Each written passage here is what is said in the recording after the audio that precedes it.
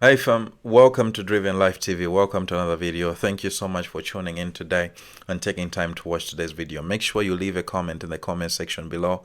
Please subscribe to the channel and also like the video. Please make sure you share this thing with so many people out there. I want many people to get these messages. Thank you so much. Let us dive into today's content.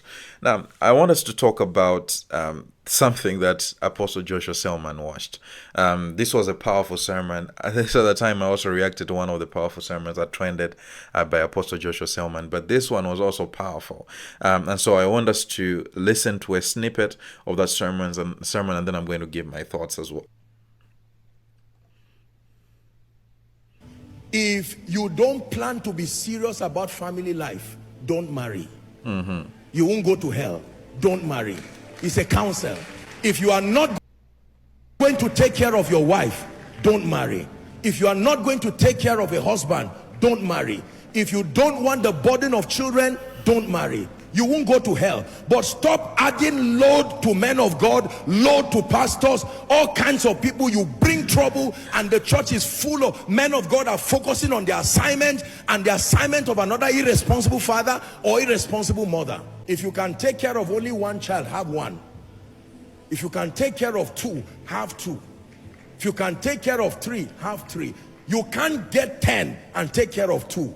No, sir. Any man who cannot cater for his family has denied the faith and is worse than an infidel. Wow. Oh my God. That was point blank. Okay. Straightforward, hit the nail on the head. I felt like it was powerful because it's calling us to a gospel that encourages us to be responsible as a people. And so it's really important that every time we are about to do something, maybe take up a responsibility or enter an institution, we must count the cost. We must come to a place where we understand, okay, what is required here? Number two, am I going to handle it? Do I have a capacity for this? And number three, for how long can I handle this? So it's really important that you come to a place where you're honest with yourself. Our time is filled with so many people who get married but don't really understand what they're getting into. There are people who get married with a short-term mentality. There are people who get married on conditions. There are people who get married as long as the other person does this. There are people who get married because the opportunities are there, and maybe that is just feels like the right time. I'm like, if you don't really think about it critically, you actually go there and then divorce. Are you hearing what I'm saying? So when it comes to these things, especially, I'll only talk about the institution of marriage, but this can be extrapolated to everything else. When it comes to the institution of marriage, if you're not ready to be a husband, zidaye. Don't do it. Are you hearing what I'm saying? If you're not ready to be a wife, to cook, take care of your husband, your children, all those things, leave it. Okay? We have so many young people who are fighting this stuff. They're like, a husband is not supposed to be doing those things. A wife is not supposed to be like that. There are husbands who are actually saying, no, it's not fair for the man to be the only one providing for the home. I know there are homes where two people can provide. But if you as a man think it's unfair for you to be the sole provider, you are not ready for it. Okay? Am I saying it should always be like that? No. Some wives can be able to chip in, and they should chip in. If incomes are two, there has to be two provisions. Are you hearing what I'm saying?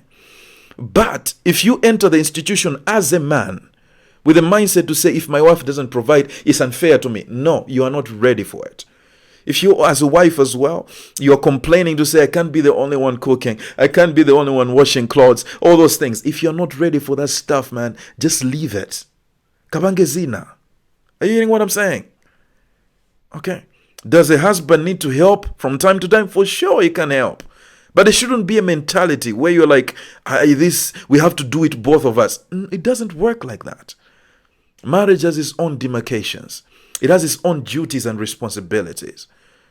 And as men and women, we have to come to a place where we understand what we're getting ourselves into. If you're not ready for kids, do not have them. The last thing kids need are people who don't really love them. People who are not willing to sacrifice for them. Are you hearing what I'm saying? If you still think kids are a burden, don't have them. And don't even get married. Are you hearing what I'm saying? I've actually started to see. I remember this is the time I was talking to my students, and one of the most depressing things you see is that there are so many kids out here who are coming from very rich families, well to do, coming from the big cities in Malawi. But you see that most of them are coming from broken homes. It's as if the more people become financially stable, the more they separate in their marriages. This is what is happening. So many kids are coming from broken homes. Their mom and their dad are not staying together anymore. Okay? And so you ask yourself, what is contributing to this? You actually see that most people would rather just have kids and not stay married. But I'm like, how can you want to have kids apart from the institution within which God ordained that they grow up in? They have the best outcomes when they are in a family, in a marriage, in a healthy marriage between their parents. Children need both parents in the home. And if you're not ready to provide that forever, for the rest of your life, maybe something else you need to do. You need to do something else. Are you hearing what I'm saying? All I'm encouraging us to do is to remember that God calls us to things. And you have to count the cost. You have to be ready for it. Okay? Count the cost. It's not just about the wedding day. It's about the aftermath. What you're going to do. How you're going to do it. How long are you willing to stay in this? If it's short term, marriage is not for you. If all you want is a kid, don't even do that. That's unfair to the child. Don't be selfish in your decisions. This is what you learn the older you get. You can't be selfish. You have to be more selfless. What I'm telling you, man, is our generation is irresponsible. Is irresponsible. We're doing things on a whim.